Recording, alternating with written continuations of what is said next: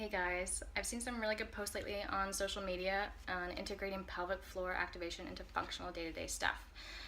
The one that I've seen lately is more on coughing, sneezing, which for women can be a really embarrassing time if we tend to leak some urine when we cough or sneeze.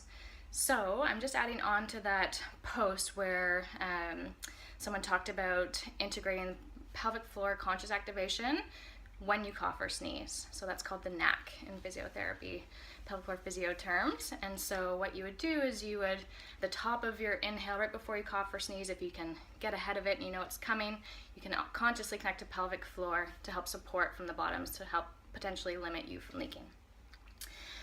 I'm going to add on today with just integrating a little bit more from the top down. So I find that pelvic floor strength and relaxation is important, but also we need to look at pressure dynamics as well because the pelvic floor sits at the bottom. So especially when pelvic floor strengthening exercises are not working so great, then we need to look upstream a little bit more. So if we think about a cough or sneeze, typically we tend to try to suppress it in and down and contain it. We try to contain the germs, we try to contain the sound. And so what that does, if you just feel a throat clear here with me, what I feel is a little bit of vibration and resonance down into my chest and throat. And if we do a little bit more forceful, put your hands on your belly and do a little cough. What do you notice? Do you notice that your belly's puffing a little bit out into your hands, or is it really getting drawn in? So most of us, what I see in the clinic anyways, is that most women tend to have this pressure belly and this imbalance of pressure. So it puts a lot of pressure not only on the belly, but also the pelvic floor and pelvic organs. So if your pelvic floor is either fatigued or too tight or too long and too weak, it's not going to have that same sort of recoil and reflexive activation that it could if the breath patterning was a little bit better. So I'll get you to just take a nice big breath in for me. So if you can imagine drawing the breath in through your nose, down into the base of your lungs, into your belly. Exhale, see if you can reverse that. So push the air, or just gently encourage it up from the belly, up and out of the mouth, out of the nose, and out. So almost like you're drawing a candy cane with your breath. So inhale, in and down.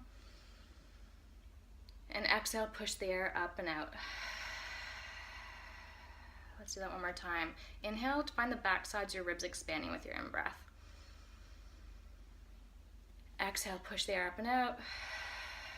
And hopefully you're noticing with that your belly is naturally coming in and giving your middle a little bit of a hug.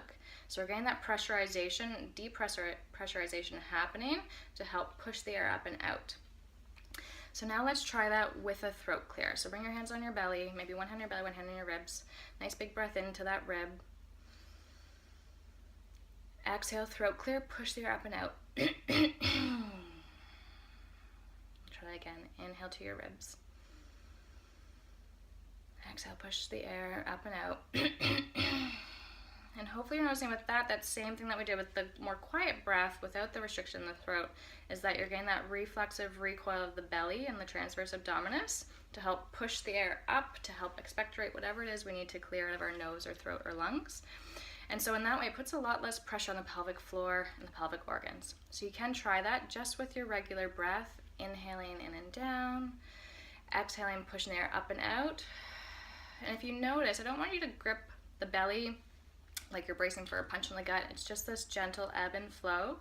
If you want to, on the exhale, as you push the air up and out, you can connect to pelvic floor in your kegel and just give that little bit extra connection of pelvic floor coming from the bottom and transversus around your middle, giving it a little bit of a hug, pushing the air up and out.